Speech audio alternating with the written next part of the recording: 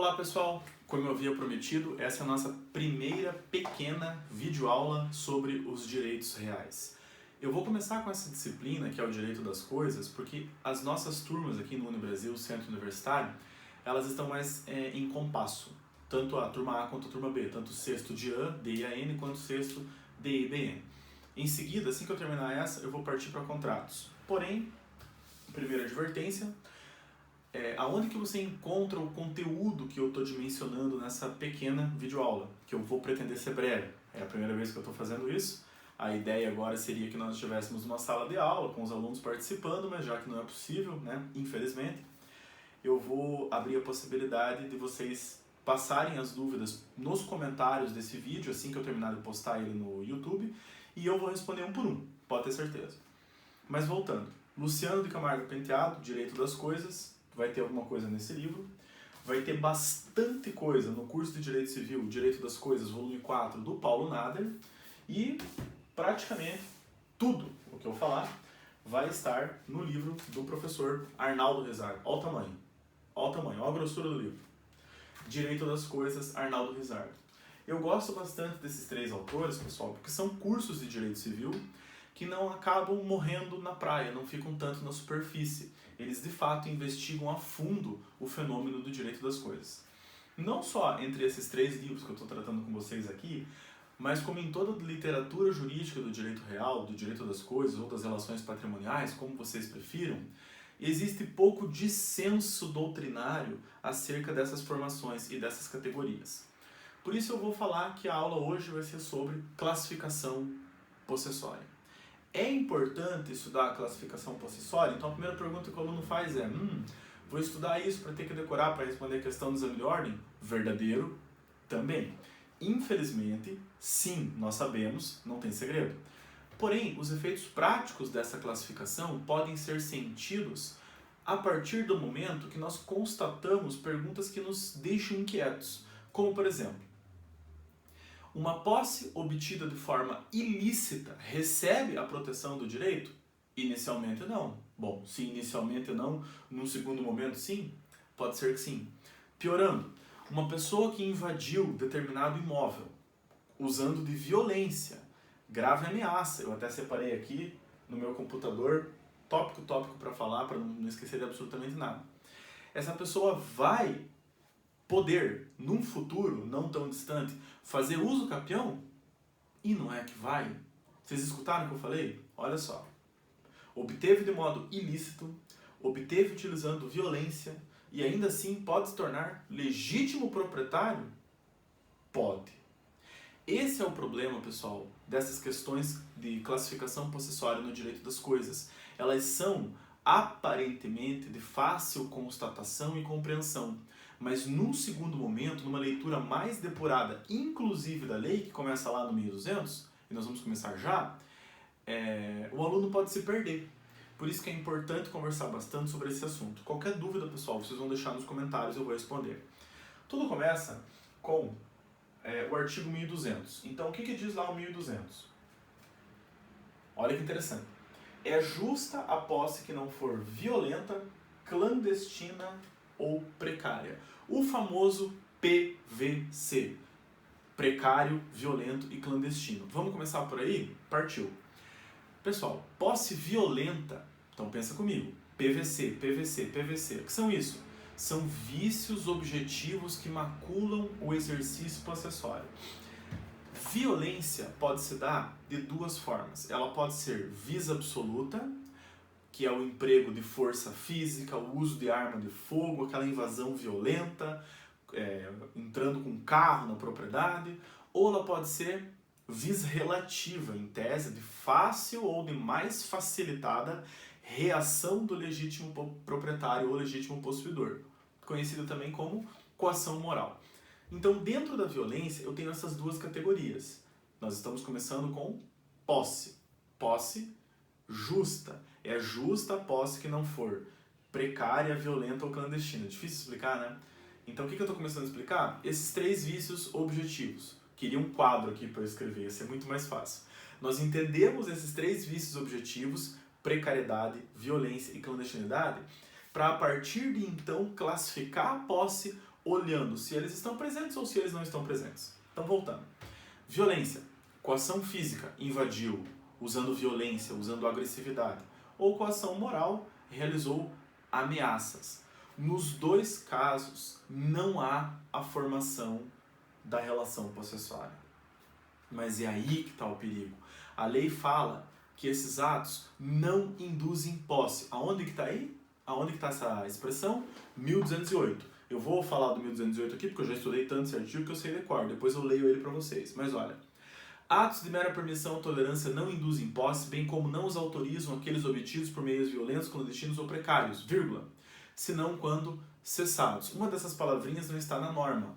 Segundo dificultador, você vai ter que ler como se essa palavra estivesse escrita na lei. Olha só. Então vamos ao 1208. Não induzem posse os atos de mera permissão ou tolerância, assim como não autorizam a sua aquisição os violentos clandestinos, senão depois de cessar a violência ou a clandestinidade. Cadê a precariedade? A precariedade não está ali. Mas mesmo não estando no 1208, eu quero que você passe a ler como se estivesse no 1208. Então, beleza. Violência não gera posse, vírgula, senão quando cessado. Clandestinidade não gera posse, vírgula, senão quando cessados. Precariedade não gera posse, vírgula, senão quando cessados. E pior, não está escrito na lei. E é evidente que é a precariedade que vai aparecer no seu exame de ordem, no concurso público para juiz, no concurso público para promotor e especialmente batendo na porta do escritório da advocacia. Mas que situação é essa? Que o locatário tinha o dever de restituir e não restituiu, né? Então vamos lá. Vencido violência. Entenderam por que nós estamos estudando violência? Agora, clandestinidade. A literatura jurídica, então, está separado aqui, quem tiver dúvida dessa aula pode buscar inclusive no Xerox. A literatura jurídica separa a clandestinidade de uma forma bastante uníssona. O que é uma posse clandestina? É aquela obtida de forma dificultada, às escuras do legítimo possuidor. De forma revel. O legítimo possuidor não está conseguindo ver que alguém está de forma clandestina, por exemplo, fazendo a alteração de divisas. Então imagine uma cerca numa fazenda. Cada dia o cidadão vai lá e movimenta um pouquinho, movimenta um pouquinho, movimenta um pouquinho. Se o legítimo possuidor, se o legítimo proprietário não estiver atento a essa transformação possessória, por incrível que pareça, cessada a violência, clandestinidade ou precariedade, tem o senão da lei, tem o senão da norma, ou seja, passa a induzir posse, forma relação de causalidade real, o que significa dizer, o sujeito pode ter o risco de adquirir por uso capião. Já parou para pensar? É a legislação brasileira. Né? Sempre quando eu dou essa aula, eu sou interrompido por inúmeras perguntas dos alunos, porque eles ficam assustados, mas meu Deus, a lei precisa mudar. Se a lei precisa mudar ou não, pessoal, nós até podemos conversar num próximo vídeo, mas inicialmente esse cidadão pode vir a usucapir o terreno que ele adquiriu com clandestinidade, assim como pode o terreno que ele adquiriu com violência. Está escrito aonde isso? Artigo 1208. Lógico, depois da vírgula. Senão quando? Cessados esses atos. E a precariedade é aquela situação possessória que o sujeito, com dever de restituir a coisa, não o faz dentro do prazo legal ou do prazo contratual. Então eu peço que você imagine um contrato com 12 meses de duração, um contrato de locação. Né? O que é esse contrato de locação? Nós já vimos, contrato de locação tem um locatário de um lado e um locador do outro. O locador é proprietário indireto porque ele tem o ius abutendi. Ele pode destruir a coisa. Lógico, logo, ele tem o poder de disponibilidade jurídica e econômica. Ele consegue alugar. O locatário é o possuidor direto, porque ele está, segundo Ehring, em contato com a coisa. Se ele está em contato com a coisa, exercendo atos possessórios sobre a coisa, ele vai ter o quê? Direito a todos os interditos. Mas tendo em vista o contrato de locação estar em vigência, imagine 12 meses, ele não vai ter direito nunca, nesse espaço, ao uso capião. Mas é aí que está o problema. Dentro do lapso de tempo do contrato de locação, vamos imaginar 12 meses para ficar mais fácil, A ação para reaver o imóvel, segundo a 8245, é a de despejo.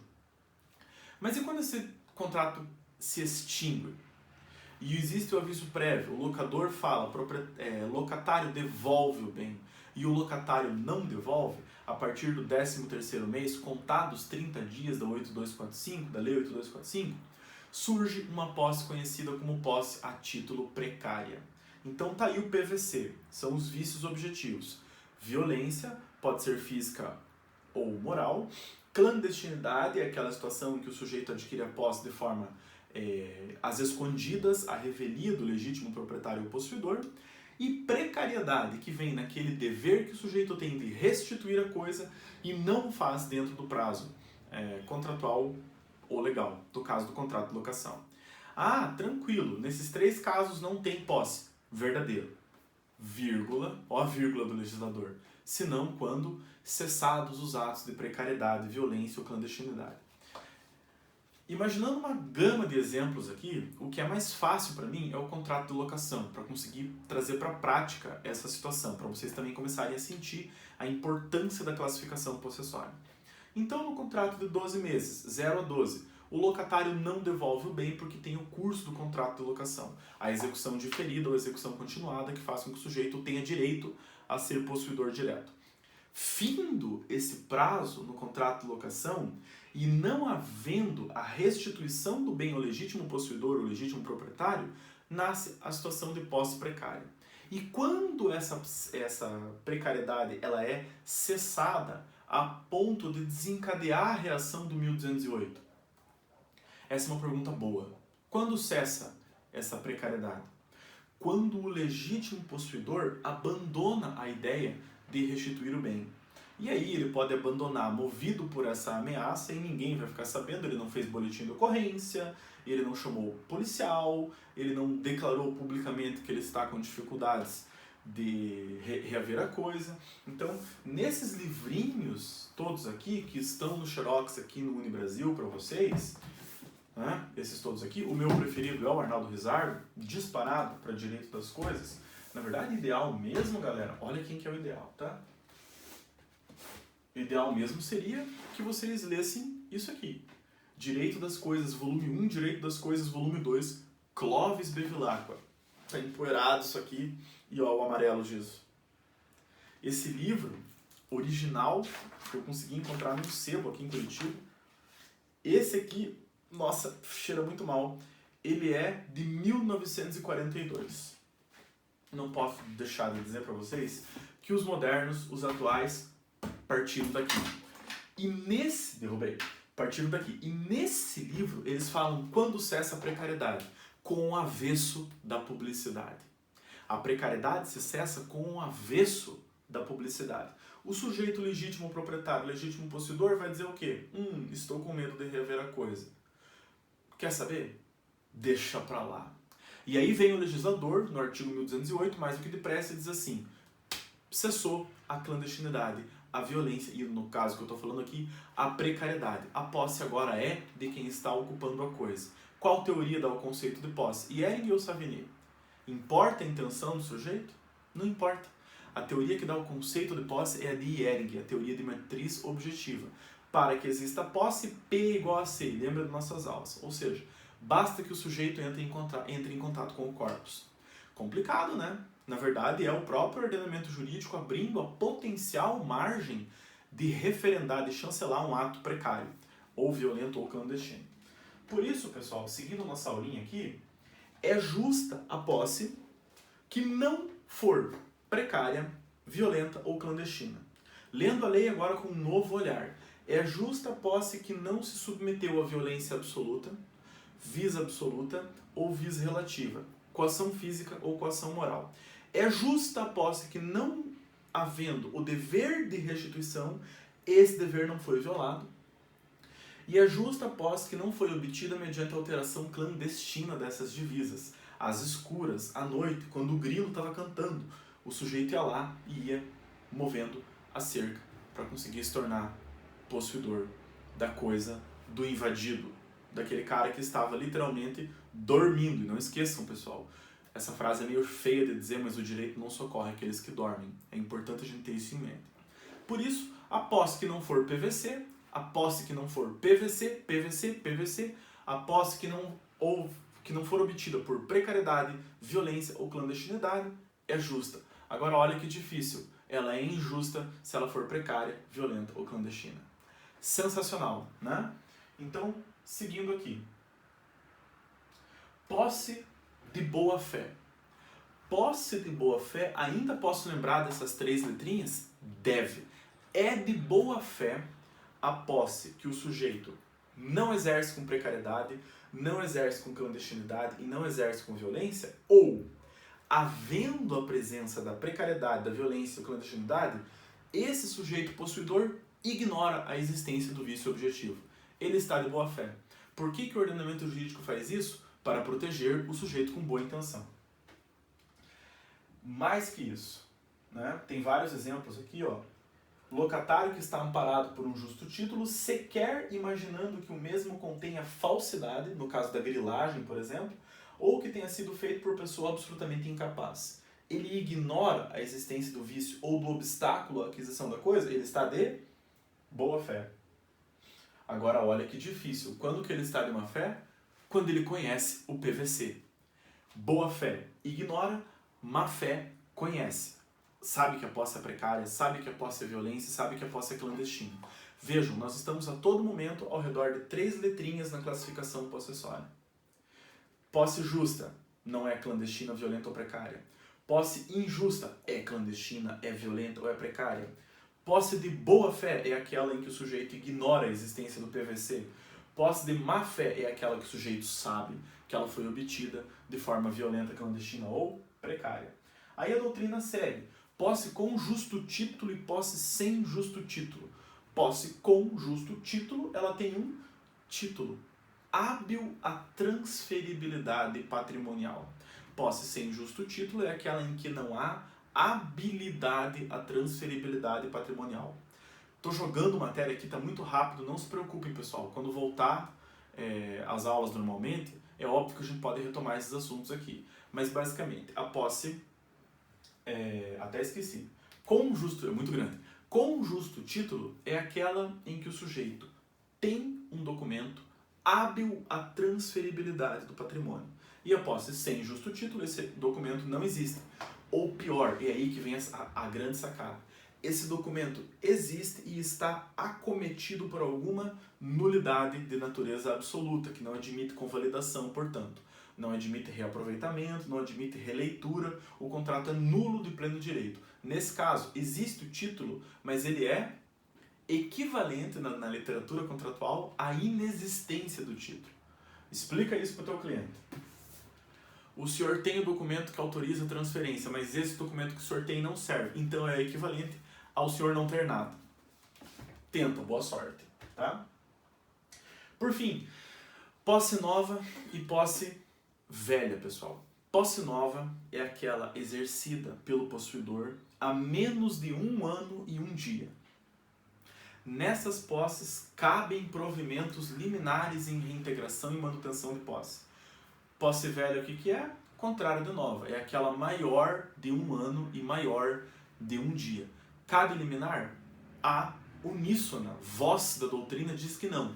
Mas não esqueçam que nós temos aí as tutelas do artigo 300 do CPC. As famosas tutelas de urgência. Os tribunais são divididos, a doutrina do direito real é dividido também. E algumas pessoas, eu já vi algumas concessões de liminares em posse velha. Mas a regra é que posse nova, aquela exercida há menos de 1 ano e 1 dia, cabe liminar. E posse velha, aquela exercida há mais de 1 ano e 1 dia, não cabe liminar. Seguindo aqui, chegamos na composse. Composse como classificação da posse. Na composse, pessoal, eu tenho que pensar o quê? Posse. Com posse. Se posse é um exercício possessório por uma única pessoa, é o que eu estou fazendo aqui na minha casa, estou exercendo posse, na composse tem mais de uma pessoa aqui dentro. Agora, por que essa pessoa está aqui dentro? Pouco importa. Ou o regime de bens permite, casamento, ou a formação do condomínio permite, estou falando até de algumas sociedades empresárias com natureza de condomínio, ou então das copropriedades, como por exemplo o time sharing e o campanário em engenharia internacional, Costão de Santinho tem natureza jurídica de composse. E o que significa isso? Na composse, todos os compossuidores exercem a posse em igualdade jurídica de poderes. Todos eles vão fazer o quê? Vão poder exercer a posse da mesma forma. Nesse exemplo eu gosto de fazer uma brincadeira em sala de aula, eu acho que ela é super esclarecedora, parece uma bobagem, parece uma piada, mas não é. Imagine que o marido chegou lá, chumbado em casa, e a esposa fala, hoje você vai dormir com os cachorros. Ela pode fazer isso? O que vocês acham? Com certeza as meninas vão dizer que pode, mas o direito real diz que não. Na composse, todos os possuidores são presidentes da posse. Todos os possuidores exercem a posse em igualdade de condições. Significa dizer, abre-se a proteção possessória que vem da relação de causalidade e há a formação dos interditos. Olha o grau da insanidade. Mas basicamente isso. Esposa impediu o marido de entrar em casa porque ele está bêbado, ele fez manutenção de posse contra ela. Esposa colocou o marido para fora de casa porque ele chegou bêbado, ele fez uma reintegração de posse contra ela porque é um caso de composse. Fiquem com essa. Muito bem. E agora, para encerrar, atos de mera permissão ou tolerância. Aonde que eles estão? De novo, eles estão no artigo 1208. Esses atos de mera permissão ou tolerância, pessoal, são aqueles atos que não geram posse. É a primeira parte agora do artigo 1208. Então esquece um pouquinho o PVC, precariedade, violência e clandestinidade. Foca na primeira parte. Atos de mera permissão ou tolerância não induzem posse. Exemplo, detenção. Vamos para a lei? O que está escrito na lei? 1198. Vamos comigo. Considera-se detentor aquele que, achando-se em relação de dependência para com o outro, conserva a posse em nome deste e em cumprimento de ordens ou instruções suas. O caseiro da chácara. O caseiro da chácara pode fazer uma ação de uso capião? Não. Primeira resposta. Segunda resposta, sim. Eu acho maravilhoso o direito, né? Afinal de contas, sim ou não, o caseiro da chácara pode fazer uma ação de uso capião contra o legítimo possuidor? Resposta belíssima que eu adoro ouvir dos alunos, só que não. Depende. Pensa comigo, criatura. Posse. Os atos possessórios são exercidos em nome próprio. Detenção. Os atos possessórios são exercidos em nome alheio, a pedido de quem me contratou. Exemplo, caseiro. E se o caseiro falar que não foi caseiro? Se o caseiro falar que não foi caseiro, ele acaba de negar a primeira parte do 1208 e nega o 1198. Isso é possível? É. Então o senhor está fazendo o que aí? Tô aqui. Tá brincadeira? Não tô de brincadeira. Ele tá ali e ele vai conseguir uso capião. Essa partezinha vai ter que ficar para presencial, para uma coisa mais próxima, para vocês entenderem, porque ela é bem truncada mesmo. Mas eu quero que você pense o seguinte. São duas situações jurídicas catalogadas no direito brasileiro. A terceira eu inventei na minha tese de doutorado, né? A banca não gostou muito, mas, enfim, me deram o título. É porque, na verdade, as pessoas são resilientes para conseguir pensar essa questão possessória. Mas olha só, posse, atos possessórios são exercidos em nome próprio. Detenção, atos possessórios são exercidos em nome alheio. Atos de mera permissão ou tolerância, alguém autorizou o seu exercício possessório em nome dele, no nome do sujeito autorizador. Estou falando do caseiro da chácara. Nesse caso, não há a menor possibilidade do caseiro da chácara fazer uma ação de uso capião. Que relação nasce aí? Uma relação provavelmente regida pela consolidação das leis do trabalho, pela famosa CLT. Agora, se o caseiro nega que foi caseiro, e é fácil dele negar, ele reúne testemunhas que vão dizer a mesma coisa que ele. Por exemplo, nunca foi caseiro. Nunca foi caseiro? O senhor está fazendo o que aí? O proprietário não se insurgiu com a coisa e estou aqui há 15 anos. De forma mansa, pacífica, ininterrupta.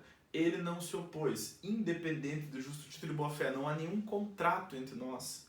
Sou possuidor. Desculpa, pessoal, mas ó, acabou de perder a fazendinha pro caseiro.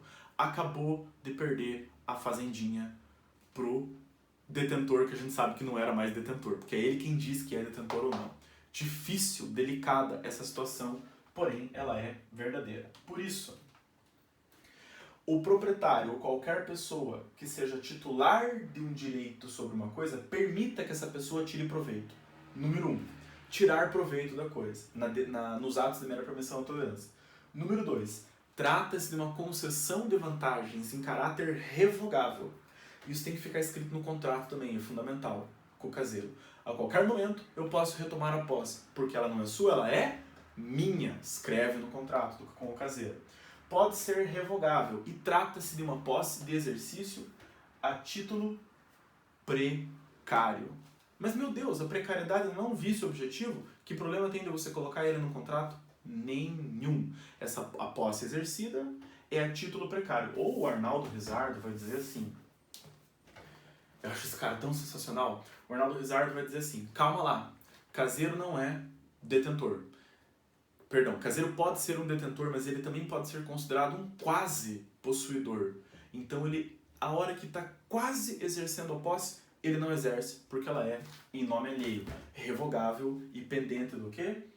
De uma concessão de vantagens. E é isso, pessoal. Basicamente, a diferença entre uma e outra. Eu vou encerrar aqui, fica super curtinho mesmo, essa videoaula sobre classificação da posse, mas antes de encerrar, eu vou refazer a pergunta que eu fiz no começo dessa videoaula. Sujeito invadiu uma casa, um lote de terreno, uma propriedade, uma fazenda, de forma precária, violenta ou clandestina. Ele consegue fazer o uso capião? E eu quero ouvir de todos a resposta: sim e não. Isso é direito, isso não é ciências exatas, não é matemática, não é química que nós estamos aqui. Direito. Sim, se permanecer a precariedade, violência e clandestinidade, o 1208 fala que não induz em posse. E não, é possível que ele consiga usucapiar essa casa a partir do momento que cessada a precariedade, violência e clandestinidade. Os advogados que vão se matar na discussão dessas questões, eles têm que, literalmente, às vezes se matar, eles têm, porque dá morte, né, essas questões processuais, a gente sabe disso, eles têm que discutir a fundo qual é a natureza jurídica do que restou ali. Aquele ato pode até ter nascido de forma ilícita, mas foi referendado pela parte final do artigo 1208. Então, nós temos que pensar o quê?